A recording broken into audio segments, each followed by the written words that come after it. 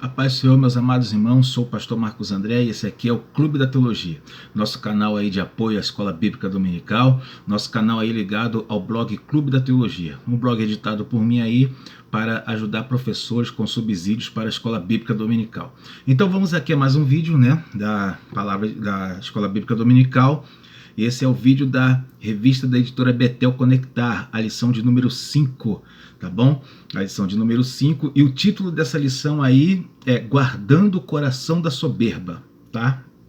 Vamos aí já no início, essa introdução aí, separei a parte que diz, vou ler aqui a introdução. Em nossa busca por conquistas e riquezas, corremos o risco de perder valores e preceitos que norteiam a vida cristã.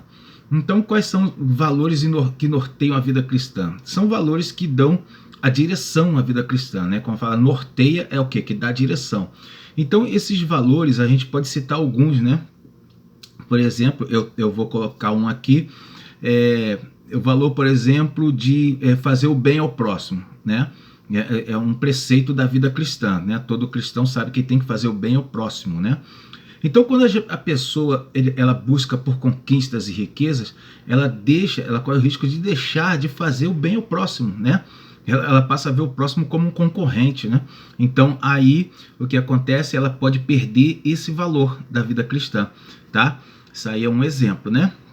Você, professor pode usar outros exemplos. Bom, também separei essa parte que diz aí, ó, um dos nossos maiores desafios é guardar o nosso coração dos vícios da vida terrena. Então, isso aí são os vícios da sociedade pós-moderna, né? Quais os vícios da vida terrena? Vamos ver alguns aqui, alguns que a gente pode citar. Vou só citar um aqui, por exemplo. Por exemplo, a concorrência, né? A concorrência desenfreada. No local de trabalho, as pessoas querem conquistar, querem buscar, né, uma porta de emprego, promoção, e aí ele passa a pisar em todo mundo, e aí isso aí por exemplo, um vício da vida terrena, né? Deve ver um outro aí, também o consumismo, né? A pessoa ser muito consumista, essa sociedade pós-moderna nos ensina a ser muito consumista. Então, quando a gente se torna muito consumista, o que acontece? Você passa a gastar mais e aí você fica impedido, por exemplo, de cooperar na obra de Deus e tudo mais. Então, esses daí são os vícios da vida pós-moderna, né? Eu citei dois aqui, mas tem mais, tem bastante. Você, professor, pode explorar bem isso daí. Bom, então vamos aí para o primeiro tópico. O tema dele é um mal chamado soberba. E aqui ele explica o que é, né? Tem essa parte que diz aqui, logo na apresentação, né? Se caracteriza pela pretensão de alguém ser superior, né, às outras pessoas. Isso aí é a soberba. Quando a pessoa acha que ele é melhor do que outros, né?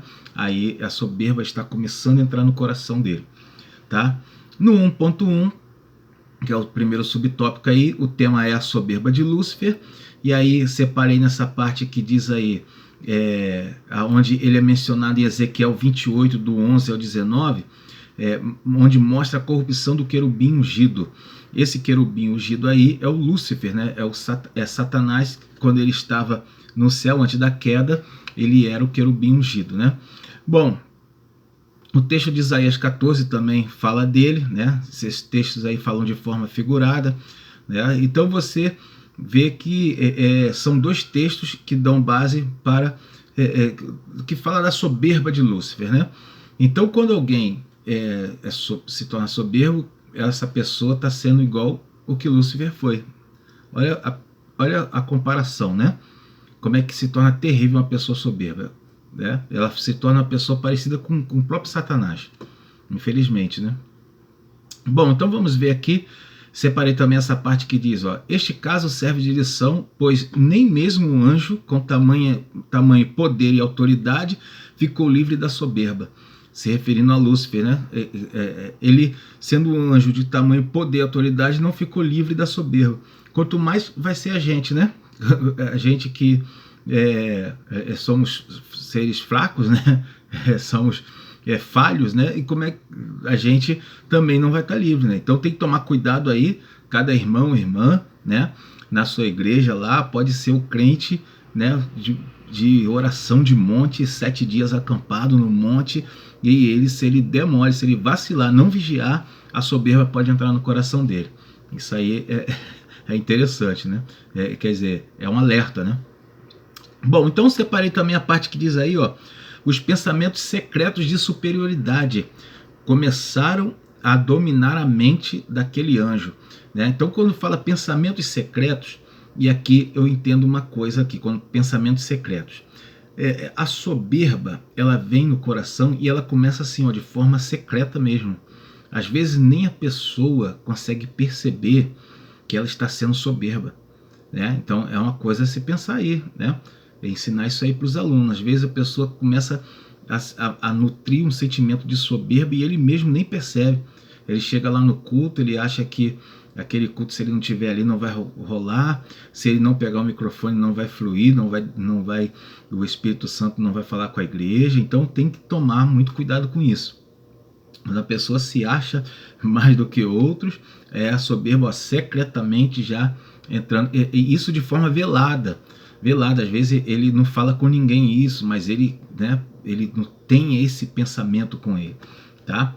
Então vamos para o 1.2, o tema desse subtópico é um mal silencioso, tá? Um mal silencioso, e aqui tem uma parte que eu separei que fala assim, ó, este é um dos maiores sentimentos que são gerados na alma, né? Então o sentimento da soberba, ele é gerado na alma, né? No coração da pessoa, né? Quando fala coração, fala de alma, né? É o sentimento da soberba. Ele é um dos maiores sentimentos que é gerado ali, tá? Como que ele é gerado? Quando a pessoa começa a ter conquistas na vida, a pessoa começa a ter conhecimento, a pessoa quando ela deixa a humildade de lado, aí a soberba começa a ser gerado no coração dela. Bom, aqui fala, né, mencionado algumas situações, por exemplo, esses sentimentos nos levam a ficar obcecados pelas conquistas, né, pelas riquezas, pela fama, declarados na Bíblia como soberba da vida. Olha que coisa interessante, eu vou colocar algo aqui, ó.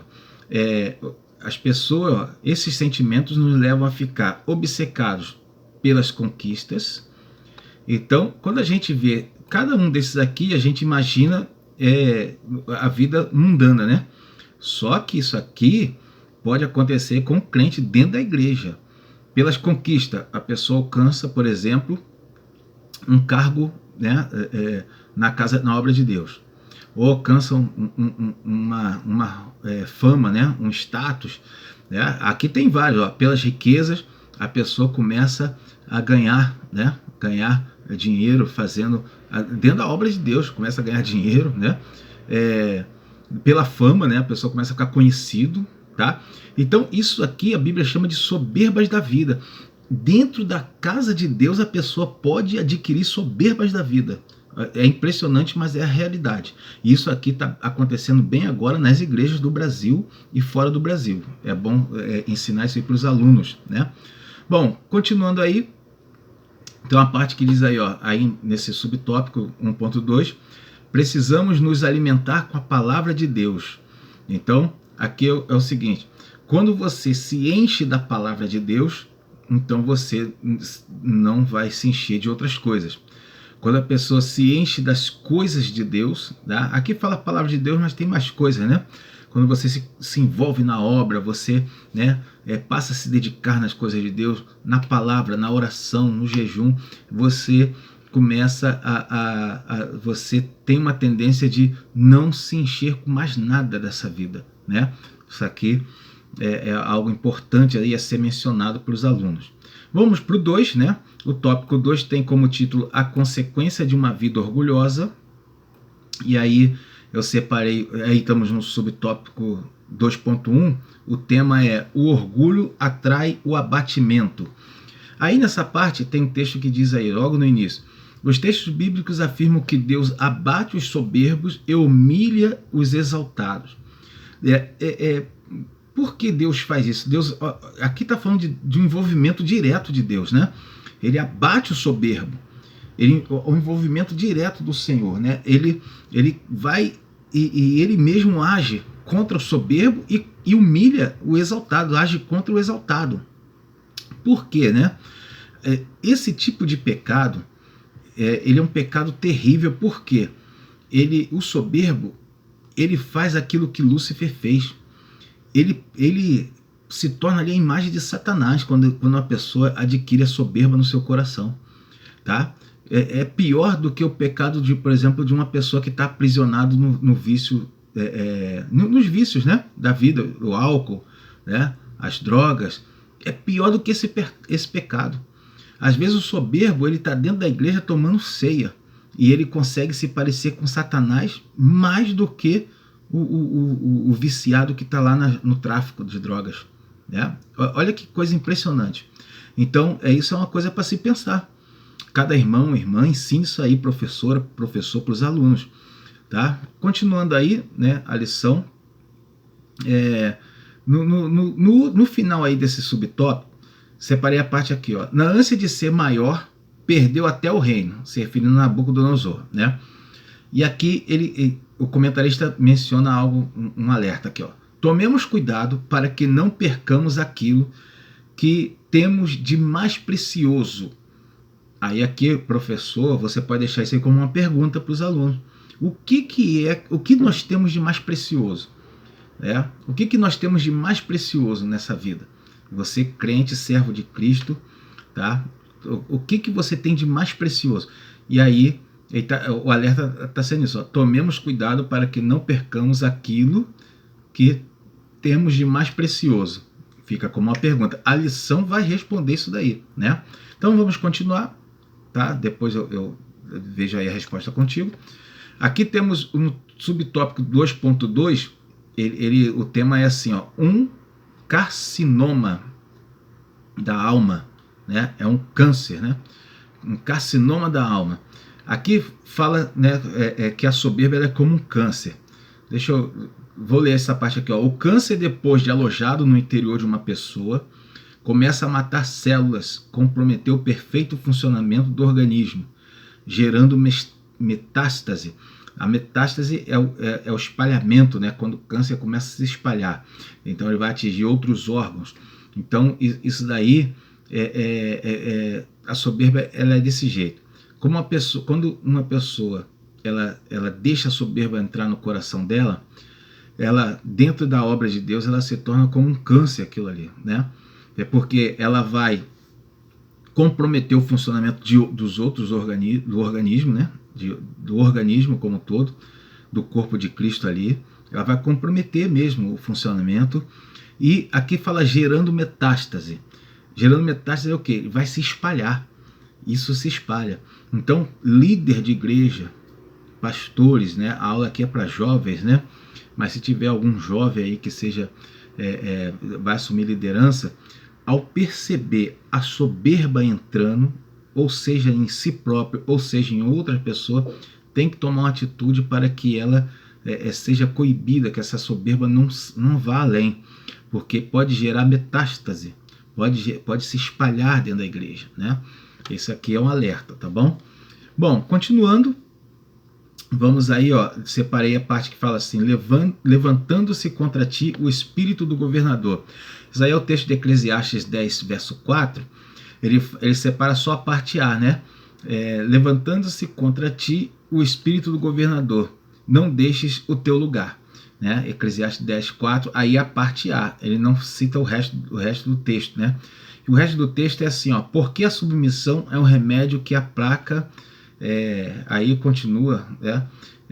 Aqui, deixa eu ver, remédio que aplaca grandes ofensas, né? Eu não ia, quase que eu não menciono isso aqui. Bom, então você vê aqui que essa parte, Eclesiastes 10:4, fala assim, ó, levantando-se contra ti o espírito do governador, não deixes o teu lugar. Aqui está mandando a ser submisso, né? Ao receber as ordens, ao receber a orientação, a pessoa ser submissa, a pessoa não tomar atitudes, né, erradas, atitudes tolas, né? Eclesiastes 10:3 vai falar isso aí, né? Então a submissão da pessoa, né, a humildade faz com que ela, né, aplaque as ofensas, ela deixe de ser ofensiva, ela deixe o mal não vai vir contra ela. Tá? Isso aqui é a ideia de Eclesiastes 10:4, é a sabedoria, né, de Salomão, para que a gente não deixe a soberba nos atingir. Se você é professor de escola dominical, você é aluno, você é servo, é obreiro, né, servo de Cristo aí na tua igreja, então você tem que manifestar submissão às autoridades pastoral, à liderança dos obreiros, né, ao que é falado ali pelos presbíteros, né? Então a sua submissão, tá, vai aplacar grandes ofensas, vai fazer com que você tenha paz na obra de Deus e você possa ser querido por todos na casa do Senhor. O soberbo, quando ele é identificado, muita gente muita gente não suporta estar perto dele, muita gente quer estar longe dele, né? Muita gente vai fazer resistência a ele, tá? Então isso aqui fica como um alerta, né?